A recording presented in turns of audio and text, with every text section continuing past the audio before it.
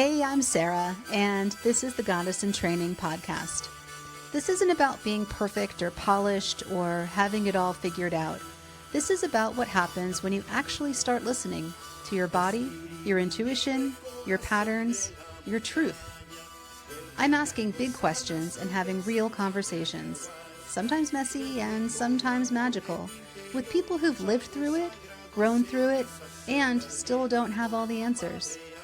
If you've ever doubted yourself, betrayed your gut, or wondered if you're the only one, you're not. Let's talk about it.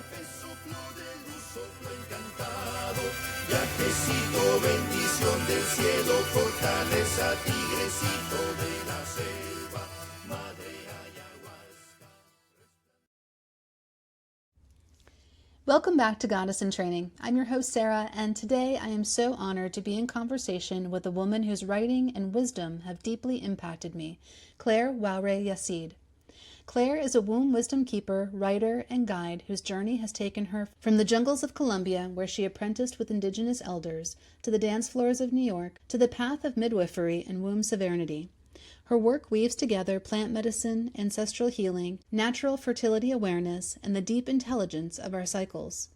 Through her Substack, podcast, and teachings, Claire shares what it means to reconnect with our bodies, our intuition, and the ancestral knowledge that was nearly lost to us. She speaks about womb-to-tomb care, the sacred balance of masculine and feminine, and the medicine of remembering who we are. In our conversation, we explore her own healing journey, the role of ceremony and plant allies, and how reclaiming our cycles is an act of sovereignty. And we talk about her upcoming natural birth control series, a 3-part offering that reintroduces us to the wisdom of our bodies, fertility awareness, and herbal allies for conscious contraception. I know you're going to come away from this episode with so many insights and invitations to reflect on your own relationship with your body and your cycles. So let's dive in.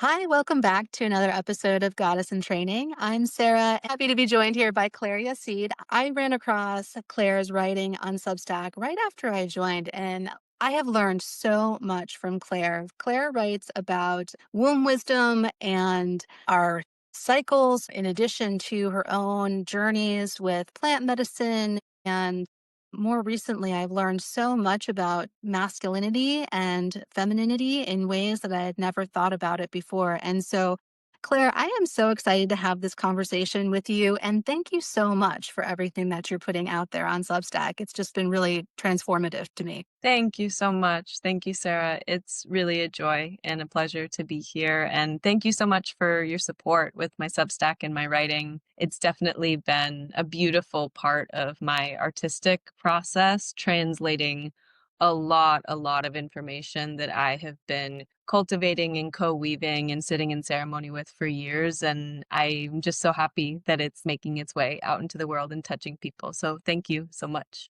Talk a little bit about how you got to where you are right now. What has driven you to this point to talk about these topics with such passion? And you have such a wealth of information. It's like you're a professor on these things.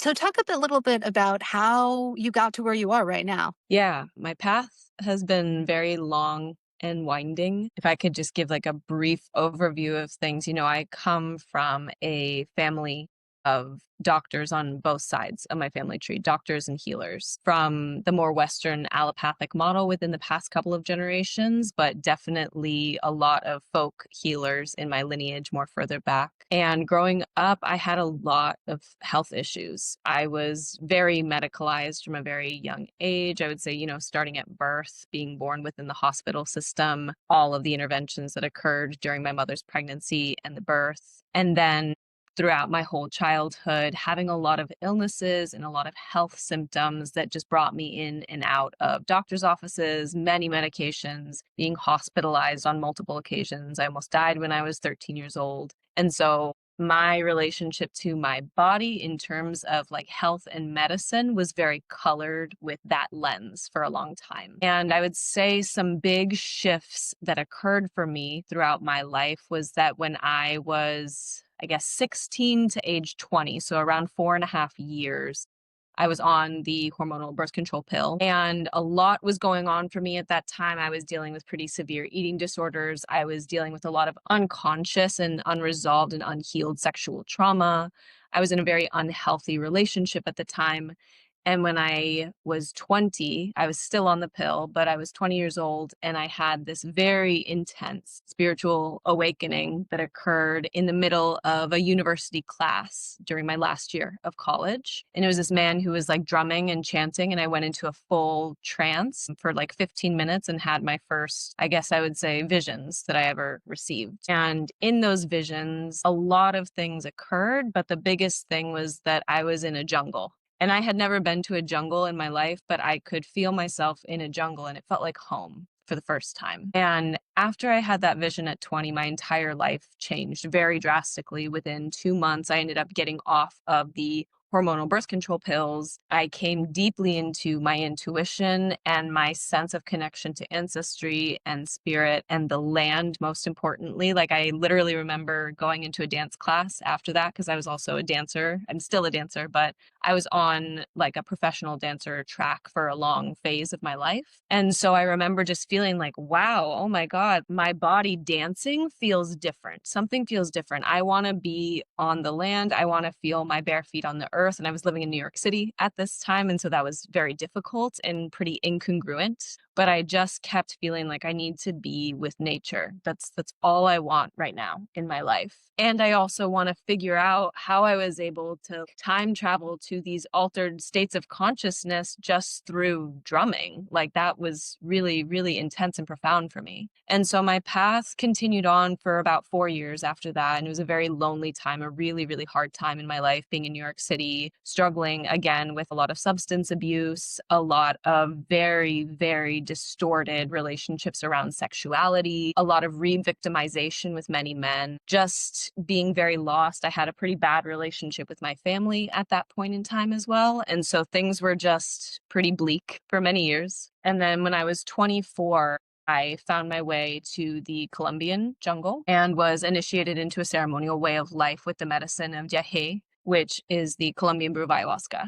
And when I took my very first cup of medicine, when I felt the medicine on my lips and on my tongue, I said to myself, wow, I'm going to drink this medicine for the rest of my life. And from that moment, my path just like fell apart, came back together again, fell apart, came back together again. I went back to the States. Things were really hard. I went back to Colombia 6 months later, kept drinking medicine, and it became very clear that that was the path that I needed to follow. So at 25, I pretty much packed up my entire life into a storage unit in New York City. I closed my chapter as a professional dancer. I packed up a big backpack on my back, and I bought a one-way ticket back down to South America.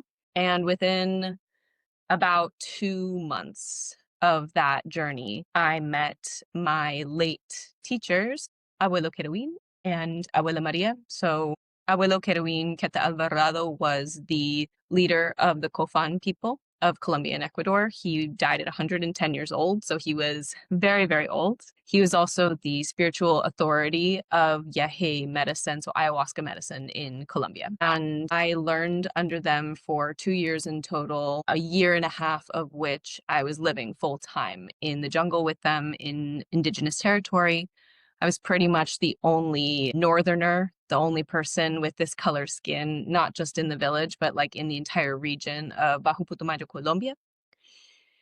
And during that time, a lot happened. There's like so much that I could say about it. It's kind of the basis of what my own podcast is based off of, the foundation of what I share in my writing and on my podcast and with my work in general. A lot of that comes from my own experience of healing very, very deep illness within my womb. In particular, I struggled with urinary tract infections, chronic yeast infections, bacterial vaginosis, pelvic inflammatory disease, the last of which I struggled with for 9 whole months. And no doctor, no Western doctor, no herbalist, no naturopath, no acupuncturist, like no one could tell me what was going on. And what finally helped me heal was that I got back to Colombia. I drank a cup of ayahuasca, and I was able to see inside my body what was going on. And I found my way to a really wonderful gynecologist outside of Bogota in Colombia. She was able to show me that I had pelvic abscesses. She put me on antibiotics.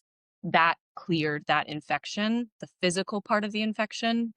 And then afterwards, for a full year and a half, I was in the jungle resolving very, very deep and intense and horrendous experiences of a lot of sexual violence throughout my life for essentially 2 decades of a lot of sexual violence, distortion, re-victimization, and just pain that I was holding in my womb, not just from my own lived experience of 20 years of that kind of violence, but like 7 generations of my family. And so I was just clearing immense, immense trauma and pain from my bloodline, which was not easy. It was very lonely. It was very scary. I was incredibly supported and resourced by my elders, Abuelo Querubín and Abuela Maria. They really took care of me as their daughter and, yeah, just oriented me with such care and love and respect for my process. And the plants helped me heal. And during that time, I really just understood, wow, okay, like everything that I have ever suffered with, particularly when it came to my reproductive health, particularly when it came to my relationship with sexuality, my relationship with men, and also just all the blocks that I had around my fertility, around my ability to envision myself as a mother in the future, around my ability to envision myself in a healthy relationship. All of that was just like blown open and in a deep, deep process of apprenticeship, I would say, with like the medicine of womanhood. And so I left the jungle back in November of last year. I've been in the States doing a lot of deep, beautiful repair work with my family. I made a deep commitment to get into my path with birth work. And so I'm in multiple trainings at this moment in time, hopefully stepping into a midwifery apprenticeship at some point in the future when I get back down to South America. So I'm in a transition phase right now, but essentially everything that I speak on, everything that I share about in my writing, in my podcast, in my art is essentially a synthesization of both my own lived experience of being a Westerner in this world, coming from the United States, coming from the family that I come from as a daughter of Mother Europe, a displaced European descendant, who then had the immense privilege to learn under these incredible elders who, yeah, brought me in as a daughter. You know, I get emotional talking about them every time because the impact that they had on my life is, I can't even put words to it. I try. I try, but their presence is really what orients my path of service in this life, particularly my path of service with the realm of womb wisdom keeping. So that's the long story short. Wow, wow. Gosh, the thing that stands out to me though is, it's so beautiful that you feel their presence and you feel such gratitude for them. But at the same time, what an immense amount of trust and bravery you must have had to be in that situation and to stay there and persevere through what must have been painful levels of discomfort that most people can't even really imagine. I have been in the jungle, I've done plant medicine, and putting that all together and being immersed in that for so long, I can get a little bit of a taste of with my own experience, but I know that it must have been so incredibly difficult at every level. Talk a little bit more about the challenge of it and how you feel now on the other side of it. I cannot imagine just what really over a short period of time, you're talking about 2 years of your life to have such immense transformation. Yeah. I, it was more, I would say, like a full decade Yeah. of a lot of unraveling. I would say the most intense portion of it happened in the 2 years that I knew my teacher. I would also say that things started transforming deeply at age 20 because the chanting that the man had been doing in that university class that sent me into my first vision was he was chanting Icaros, which are the sounds of the jungle. Wow. And so when I connect the dots, and I didn't realize this until years later, but when I connect the dots, I can recognize that the plants of the jungle were actually working with me, and the ancestral spirits of the jungle were working with me long before I ever sat in ceremony at 24. And so there's like that part of my journey where I can feel that the plant was orienting my life and guiding me through the experiences that I needed to go through in order to be able to cultivate the medicine that I now walk with, a lot of which was a lot of suffering. My teacher, Abuelo Querubín, said the reason that I am the healer that I am and the leader that I am, not just the spiritual leader, but the political leader that I am, is because I have suffered immensely in this life. And I feel that very similarly with where I am on the other side now, where I feel really good in my body. I feel really good in relationship to my health. I feel really, really good in relationship to my womb and my menstrual cycle. I feel so much more peace around my relationship with sexuality. I feel a lot more safety in my relationship with men because I suffered so much. Because I went through so much suffering and I was really deep in the shit and in the dark and in the depths of just the underworld for a very, very long time. And so it's not a very linear path of just like 2 years of transformation. I guess I've been walking with the medicine of ayahuasca for about 4.5 years now, walking with other plant medicines since I was like 18. So it's like over a decade of kind of journeying in altered states of consciousness. And I would also say the integration of everything has been deeply important in the almost year that I've been out of the jungle now. That's been the hardest part of this path, actually, has been not being in ceremony. But when it comes to the challenges and the difficulties, when we're speaking about being a guest within an Indigenous culture, I was really immensely lucky that I found elders who were very clear that these medicines and these traditions and these healing modalities are for everyone. Doesn't matter your race, does not matter your ethnicity, your age, your religious affiliation, what country you come from. None of that mattered to my teachers. That is not necessarily the case with all Indigenous people. So I really only speak from my experience with them, but they always made me feel completely welcome and safe and protected and cared for in the territory and in their home and in their ceremonies. And so with that container of safety and care that I had from them, that is what allowed me to go into the depths of profound intergenerational trauma. And it was really, really, really fucking hard. I really can't emphasize enough how challenging it was physically on the body to be drinking medicine 3 to 5 times a week, every single week, puking my guts out on the jungle floor, like screaming, crying, really, really like begging to die many times, and knowing that I had to keep going because there was so much violence that needed to be cleared from my cells, from my bones, from my blood. I was traveling through many different experiences that I had in my life, particularly the experiences of sexual violence, where I had to go back in time, see what happened to me, felt what happened to me, and watch different parts of my soul essentially fracture off and get stuck in that timeline. And so I had to just keep going back in time and keep collecting those parts of me and saying, like, yes, that happened. That should have never happened to you, especially as a child. That was fucking horrible. And also, your adult self is here to bring you back. And so I did that with my own experience. I did that with many members of my family who experienced sexual abuse throughout their lives in childhood, in adulthood. I just kept praying. And as I continued to clear and heal all of this violence and distortion from my bloodline, my creativity came back online. My art really transformed. I was just like drawing and painting and beading and weaving and singing and dancing all day, every day. I was just in this deep ceremony of creativity finally. And all of my issues with my womb and my menstrual cycle and really painful cycles, a lot of infections, just like chronic dis-ease within my female body, that all settled slowly but surely as I kept doing this work. And so it also helped me understand that, like, yes, there are many modalities that can support with women's reproductive health, right? There's herbs that you can work with. There's vaginal steams and sitz baths. There are homeopathic remedies that are incredible.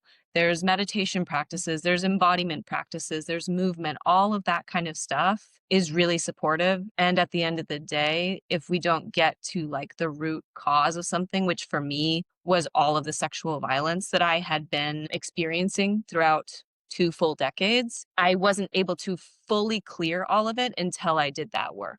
And so while it was horrendously challenging, like truly, the most difficult years of my life, I just knew that when I get on the other side of this, I'm going to be at peace. And I would say in my life at this point, now I'm on the other side, 95% of the time, I'm really at peace. Things can happen. There might be stressors, stuff going on in my external world, but internally, I feel so much more resourced and trusting and in alignment with what my path of service is meant to be in this life. And so I just keep going. And that's kind of where I'm at these days. Curious to hear what you have to say about choice and free will. I've had similar experiences like the drumming that you experienced in college, where it just put me on a path. And it sounds like you were put on this path, and that perhaps my experience was that it didn't feel like a choice. It felt like I need to do these things. And I mean, I could turn my back to them and make a different choice, but that would have been more challenging than to step into whatever it was that I was being called to do. Do you see a connection between choice, our spiritual paths, and the womb? How do you connect those things? Yeah, I love that question. And the first thing that comes up was something that one of my teachers speaks about a lot, Rochelle Saliga from Innate Traditions. I'm currently in her innate postpartum practitioner care training. And something that she says, which is 100% true, is that there's like a cosmic joke of free will. That is like there are the laws of nature, which is what my elders spoke to. Abuelo Querubín spoke to a lot. The laws of nature, or he also referred to it as indigenous law, which is not indigenous to like one specific territory or bloodline or lineage, but just like indigenous to the earth and like the original instructions of the creator, which is this is how to live in right alignment, in right relationship with your ancestors, with your descendants, with the elemental teachers of the earth, with all of the guardian spirits that we walk amongst, with all of the angels and guides and ascended masters and teachers and intergalactic beings. Like there is a cosmic order to things. And so what my teacher Rochelle says is like the cosmic joke of free will is that you can choose to either be in alignment with that or to not be in alignment with that.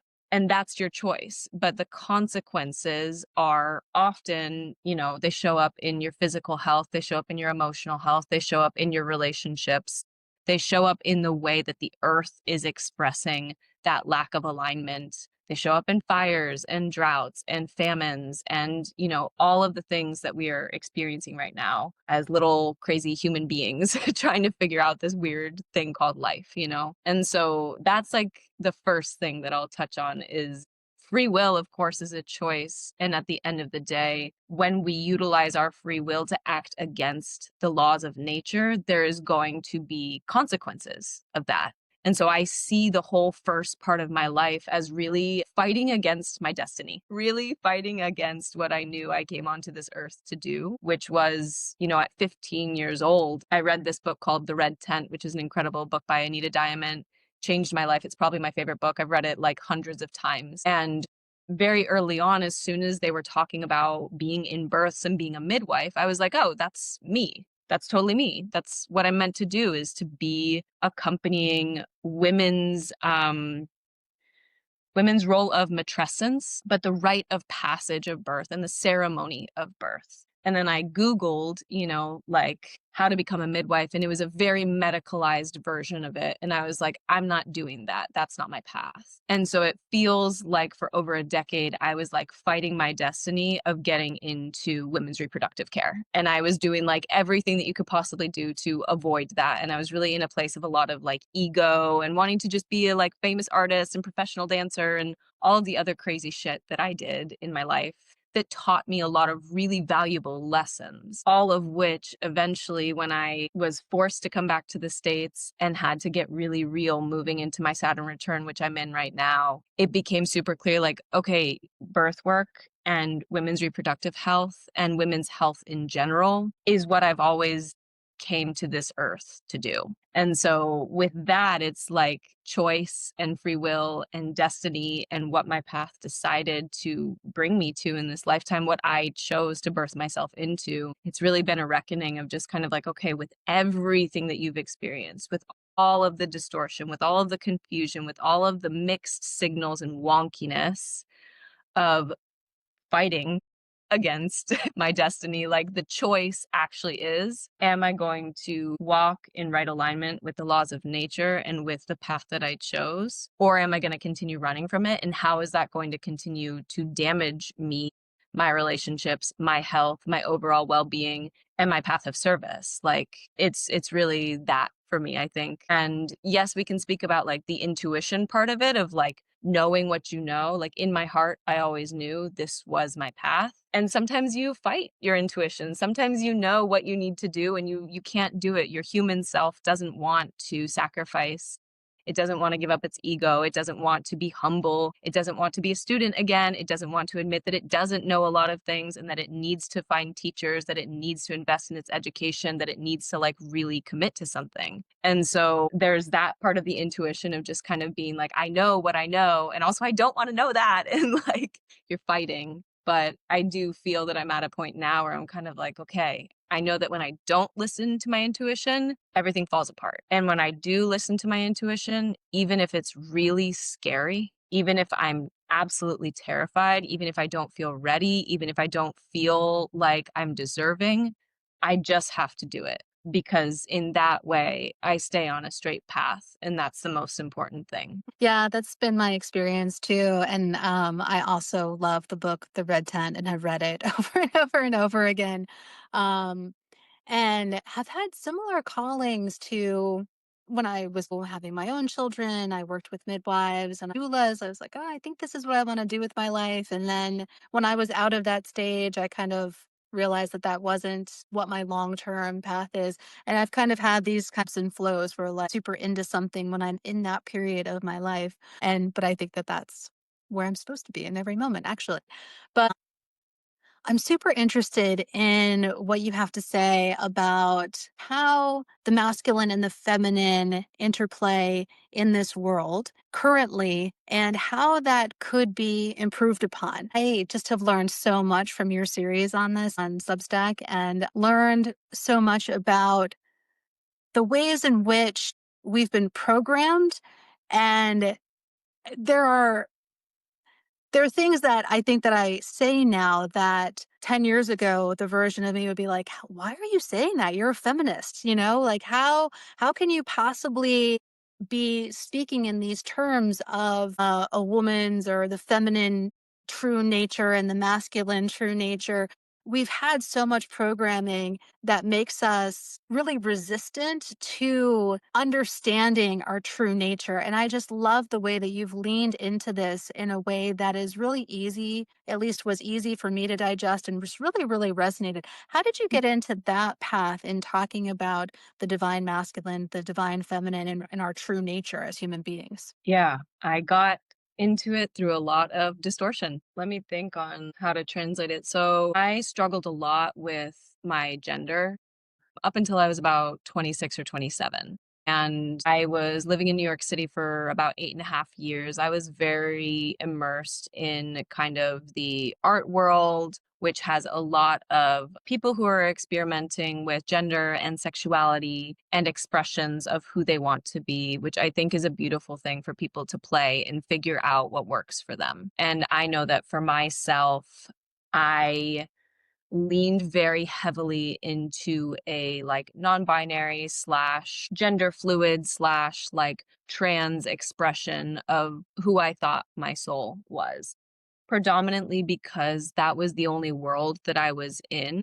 And when I spoke about feeling unsafe in my body or uncomfortable in my body, or like I just don't feel like a woman, the only feedback that I was receiving from the bubble that I was in was like, oh, well, then you must just be like a different gender. You must just not be a woman. And so I really latched onto that identity for a really long time. For probably 7 years, I was like very adamant about like, I am not a woman. Do not call me a woman. Do not see me as a woman. Do not have sex with me as a woman. Like, don't be in a relationship with me as a woman. It was really, really intense and painful for me. And I had been told that that was like gender dysphoria. That was like the term that was put onto my experience, gender dysphoria. And what shifted for me was when I was living in the jungle, I was also living in a place where intact understandings of male and female roles were still very at play. And initially, my own Western feminist lens, because I was very also attached to like a feminist identity for a long time,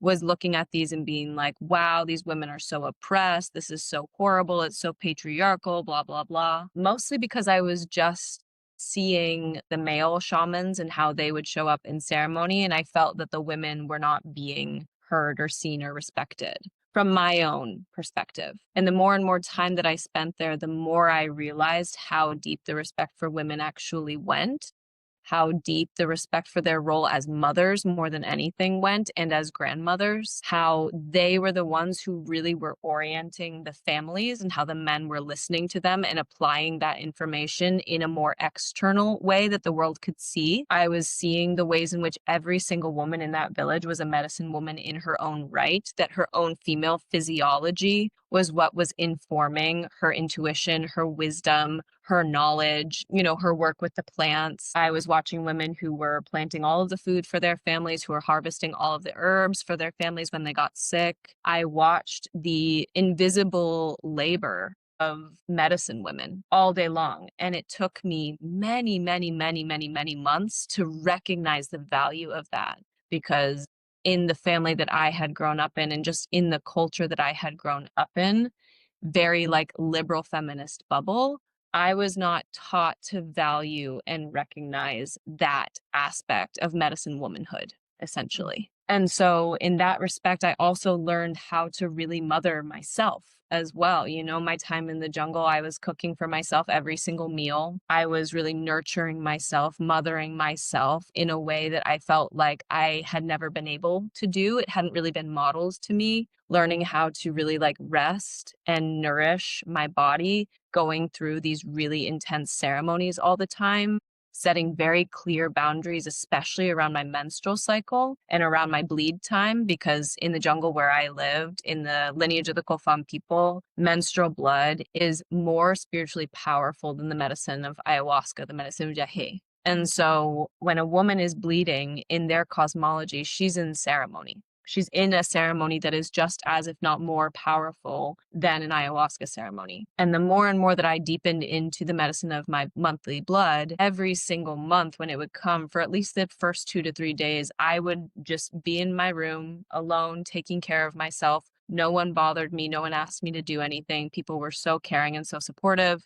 And I was having like full psychedelic visions, like in the same capacity that I would have in an ayahuasca ceremony, and receiving deep information and intuition and understanding. And so the more that I deepened into the medicine of womanhood, the more that I started to understand that the medicine of manhood is really different, and that on a biological, physiologic level, there are just profound differences that I had never learned about. And I was able to see this within a ceremonial context in the way that men and women worked with ayahuasca as well. Like one of my teachers, my elder, Abuelo Querubín, said, generally speaking, the amount of medicine that a man has to drink in order to do the same amount of spiritual work that a woman has to drink is like 3 cups to 1 cup.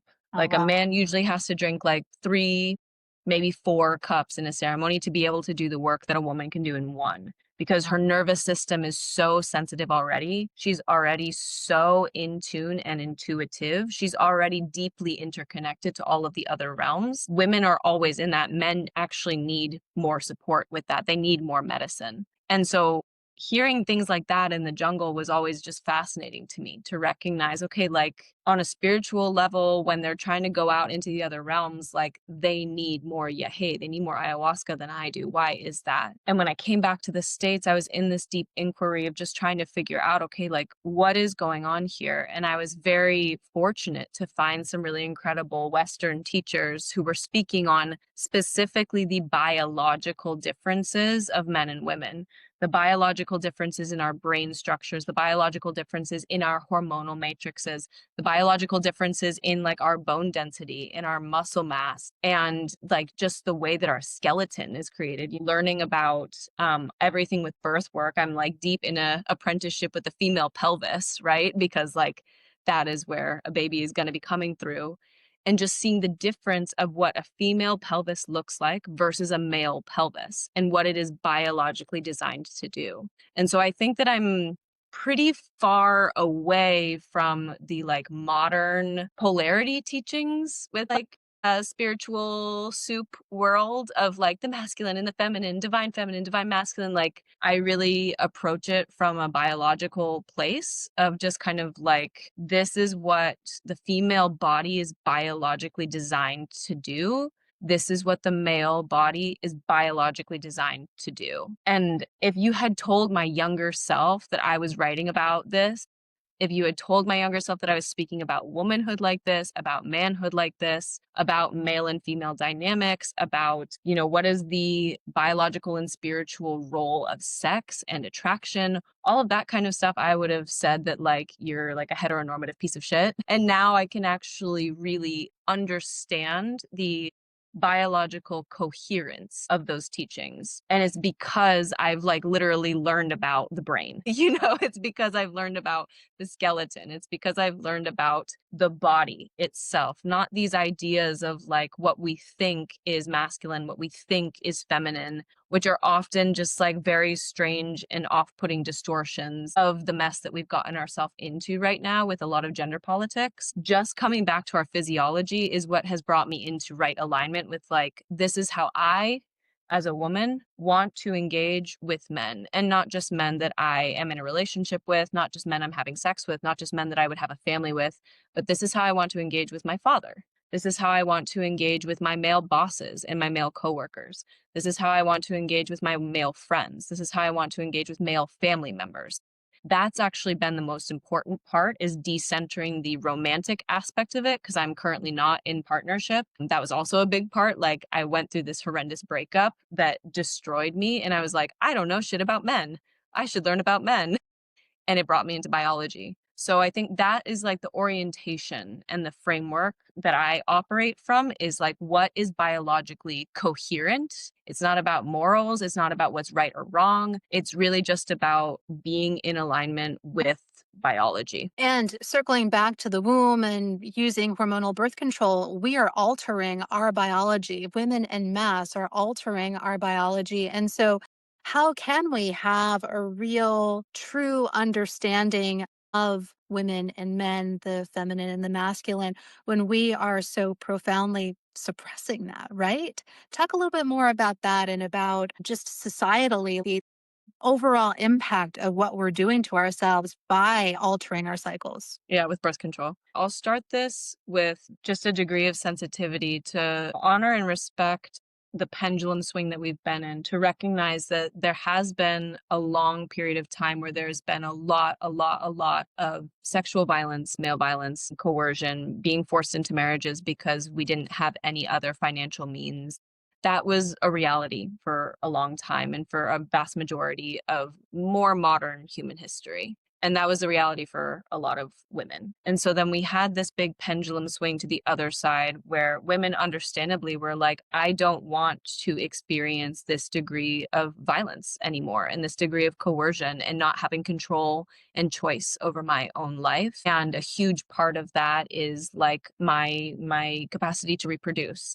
And how do I maintain agency and autonomy over my fertility and my decision to become a mother, which is a sacred, holy decision to make. And so where I think things really went awry is that traditionally, within all intact cultures, there are all of these wisdom keeping traditions around how to observe your natural fertility signals, how to track your menstrual cycle, how to track ovulation, and then also how to prevent an unplanned pregnancy with herbs and with plants. I have a long lineage of that with my European ancestry, but in the jungle, they have their own plants. In every territory, you will find plants that will support women in the reproductive cycle, either with painful periods and cramps, with the desire to not get pregnant, with the desire to have a peaceful pregnancy, plants for postpartum, plants for lactation. Like, we have a whole herbal apothecary available to us in any territory. Where things really got fucked up is that when we look at particularly the history of Europe, Indigenous Europe, during the period leading into the witch trials, all of the midwives were targeted during this time by the church. And the midwives were the female womb wisdom keepers. They were the people that kept their matrilineal traditions intact, not only the medicines that we worked with, but the songs and the stories and the prayers and the ceremonies. And all of those women were drowned, were burned, were hanged, were tortured, and we lost all of that wisdom. And so when you look at the birth rates in Europe during the time of the witch trials, after the great famines, the midwives were very hard at work helping families keep the amount of children smaller to just like 1 or 2 kids because there weren't enough resources. And so families were able to choose when they were going to bring in a child and when they weren't. After the witch trials, that birth rate exploded to like sometimes up to 10 children on average, many of which didn't actually make it into adulthood, right? And so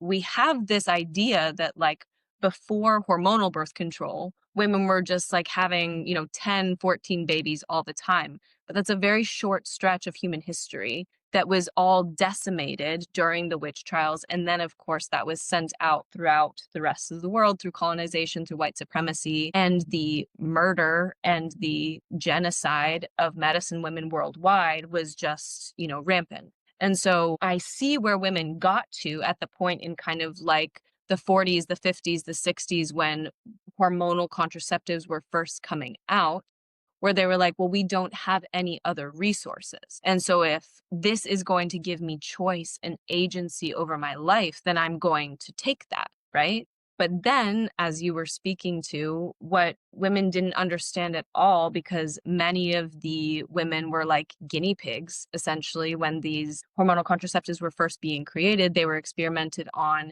in Puerto Rico. They were experimented on throughout like the bodies of Black women, Indigenous women in the United States, Mexican women, poor white women, European immigrants, Asian immigrants, all of that. They were being experimented upon. And they had no idea what was happening with their hormones and with their body. They had no idea that their menstrual cycles were literally being shut down. They were shocked that when they first started taking hormonal contraceptives, they didn't get a bleed. And so then they were convinced that they were actually pregnant. And so the creators of the first hormonal contraceptives put in that week of the sugar pills, which prompts a hormonal withdrawal bleed, which tricked women into thinking that they were still getting an actual period. And so women had no idea that their menstrual cycles were completely shut off, that their hormonal levels were more similar to that of postmenopausal women, and that their vitality, that their intuitive body oracle was completely offline. And so then we had women who were taking birth control and wanting to do the responsible thing,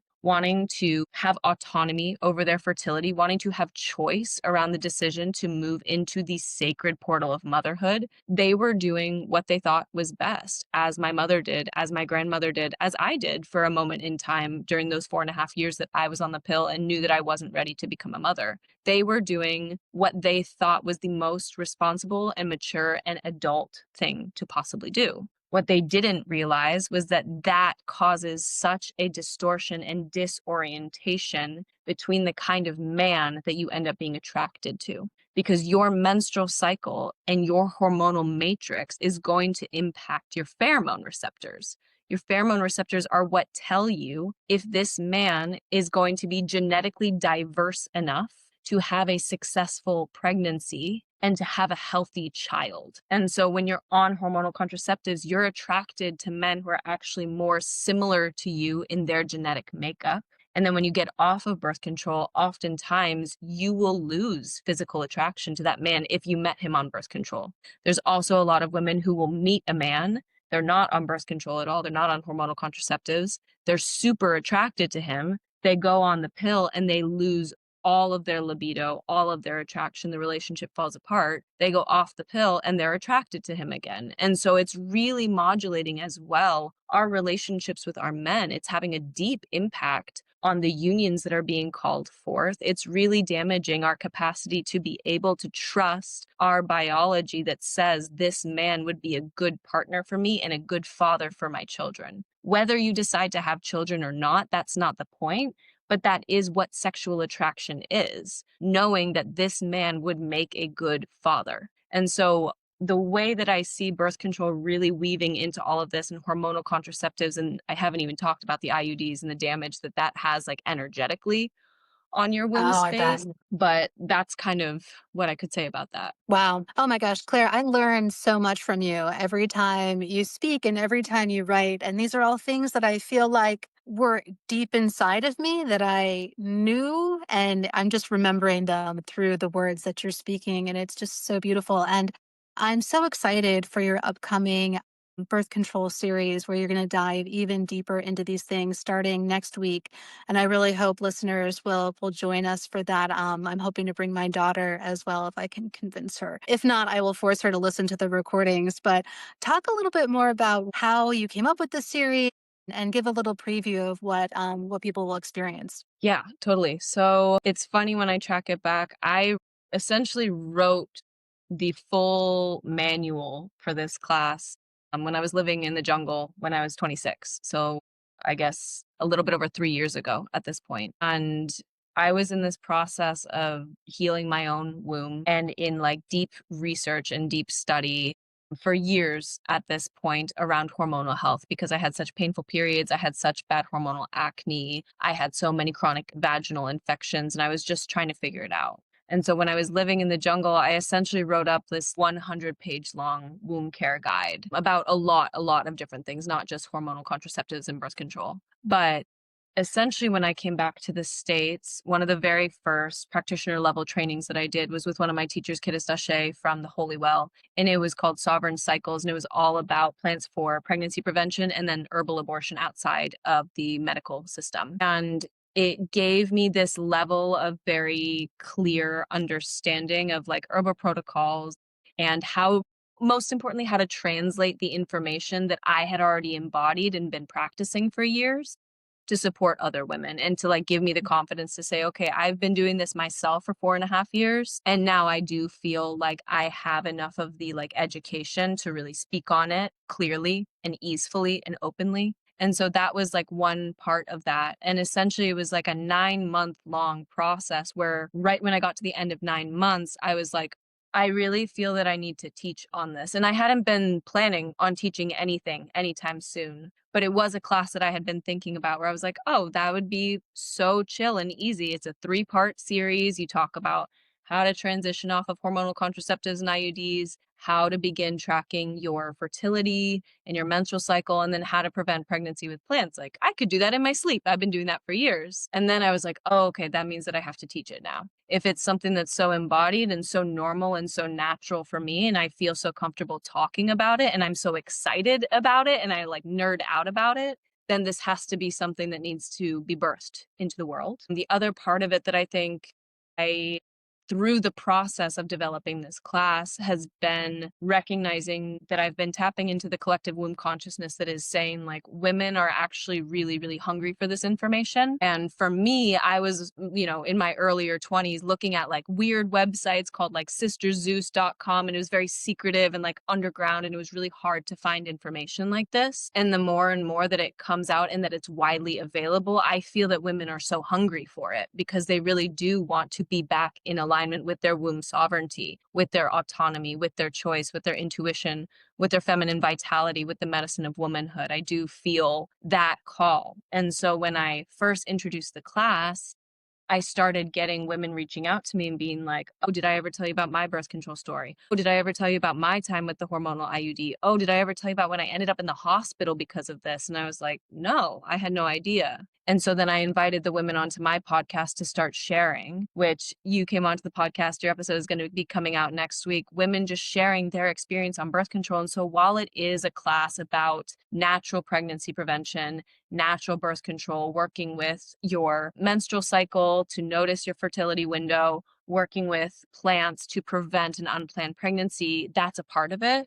But more than anything, I do really feel that this class is a coming together amongst women in community, in circle, in ceremony, the way that women have been doing since the beginning of time to pass these wisdom keeping traditions amongst ourselves, right? I think that we're definitely in a time where very few of us have elders who are able to pass all of this information on to us. And so we're kind of at this point where we're actually coming into circle with the women who are maybe around the same age as us, or maybe 10 years older than us, or 10 years younger than us. And we're figuring out how to do it together, which I also feel is a deep, deep call to reweave the fractured web of feminine wisdom keeping as well. It's a call to really look at a lot of deep sister wounds, a lot of deep mother wounds, a lot of deep pain amongst women, and to be able to be in space together and recognize, like, what is our common experience here? We've all had our fertility managed by something outside of us. We've all had our autonomy taken from us by some external force. And we all have the capacity to recognize that no one can take that from us ever. And so when we come together and we do this work together in this collective womb prayer, there's also a deep, intense kind of quantum level transformation occurring amongst women. Because when one woman starts being more at home and at peace in her body, other women will start being like, what's up with her? What changed? What's going on with you? And that woman can say, this is the work that I've been doing. Are you interested? And so in that way as well, it's all of these ripples throughout the collective. And so that's like the short-term and long-term vision of this project. The short-term is the class. It's going to be awesome. I'm super excited. The long-term is a much bigger calling to just come back into right alignment with the medicine of womanhood. It often starts with getting off of hormonal contraceptives, and then there's a long unraveling that occurs after that. And so this is like one little drop in the big ocean of womb wisdom. So excited for it. And I think that part of what's happened to us too is we've been conditioned to fear these natural things in our body.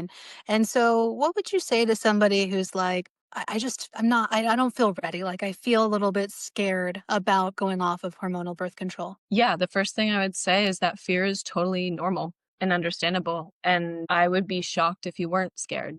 I would be shocked because we've been taught as women to fear our own bodies. We've been taught to fear our fertility. We've lived many, many lifetimes where we didn't have agency over that choice to call a soul forth. And so we're not only moving through a lot of the pain and fear in this lifetime, but we're also moving through the pain and fear of past lifetimes. And we're also moving through the pain and fear that is in the collective womb consciousness. And so the first thing I would say is honor that fear. That fear is important. And that fear is also strategic because it is also going to be the thing that orients you towards how you're going to relate to your sexuality and relate to the men who have access to your body. Because it forces you more and more to recognize, if I have sex, I could potentially create the life of a child with someone. And is that the man that I would want to be the father? That's the first thing. I think that that fear is strategic because it teaches us how to sharpen our discernment with the men who have access to our fertility. That's the first thing.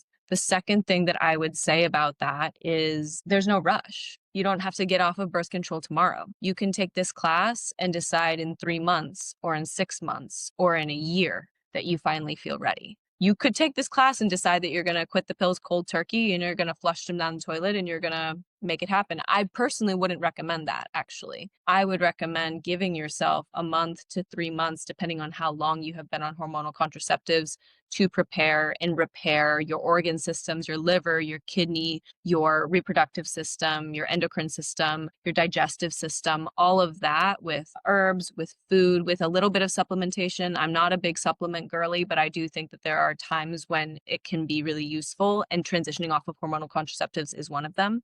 So take the time that you need to do the physical repair, and then also take the time to do the deep spiritual preparation. Figure out how you're going to start tracking your cycle. Slowly start implementing that so that you're already in the habit of doing those things every day and it feels normal and easeful. And then gently end the hormonal contraceptives. Get the IUD removed, go off of the pills. Take the time that you need. There's no urgency around any of this. Your body is intelligent, your body can repair itself, your spirit can come back into alignment. There is no need to like shock the system with it. And then the last thing that I would say about it is that as someone who's been practicing this form of pregnancy prevention, natural birth control for 4.5 years, I can say that I interact with not just like sexuality, but my erotic life force energy, my creativity, my vitality, my inner, feminine wisdom with so much joy and trust and peace because I do feel resourced. I have a relationship with these plants already. I know which ones that I would need to call on if I had an unplanned potential pregnancy occurring. I know what the golden window of opportunity is between ovulation and menstruation, where I call in herbs to prevent implantation of a fertilized egg. I know the herbs that I can work with to soften my cervix and open my body to bleed. I know which herbs I can call on as a menagogues that will promote menstruation. Like, I feel so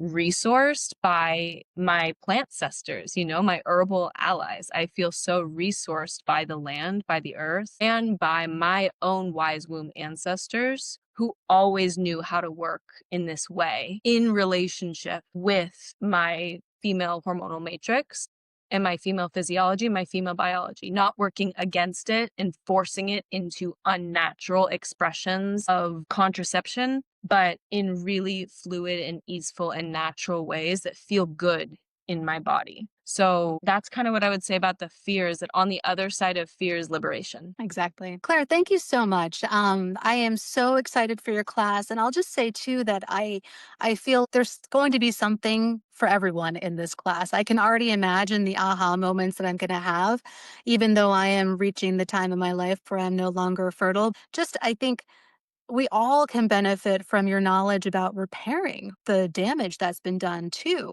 over manipulating our cycles in this way. And so I really encourage everyone to attend. And I'm super excited for you and excited to see what you do next, because I really see this grand vision that you have, and that this is just, like you said, the first little drop in what will be the ocean. So thank you so much. Yeah, thank you, Sarah. And, just to close up what you just said, like, I've had women who have been like, well, I've been off of birth control for a long time. Like, is this going to be helpful? And what I would say about that is the lack of education that we have around all of this. Receiving the information retroactively heals that timeline of misinformation and miseducation as well. It heals all of the soul fracturing that occurred. And so even if you're someone who's like your age, in your mid-40s, moving more into perimenopause, into menopause, how you interacted with your body while you were on birth control is going to have an impact on that transition as well. And so it is this like act of really time traveling and time weaving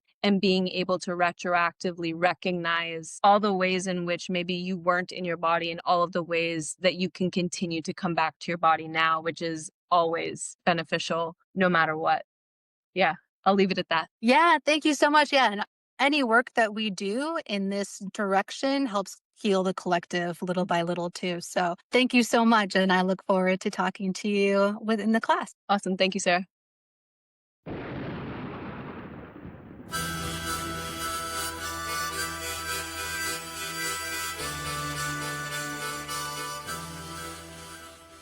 Thank you for tuning in to Goddess in Training.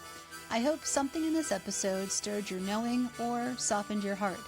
If it spoke to you, share it with someone who needs it, or leave a review or comment to help others find us. If you're watching on YouTube, please like this video and subscribe to the channel. If you want to hear more conversations like this, please consider supporting Goddess in Training on Patreon. For more tools and offerings to deepen your intuition practice, visit goddessintraining.online. You can also join the Scroll of Seshat on Substack for twice-weekly stories of how I followed my intuition. The music for Goddess in Training is Madre Ayahuasca by Arkawa, and you can find more of his music in the link to his website in the show notes.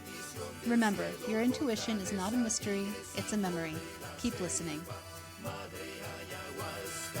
Resplandor del fuego, estrellita, tabaco santo, fuerza de rapel, soplo de luz, soplo encantado, viajecito, bendición del cielo por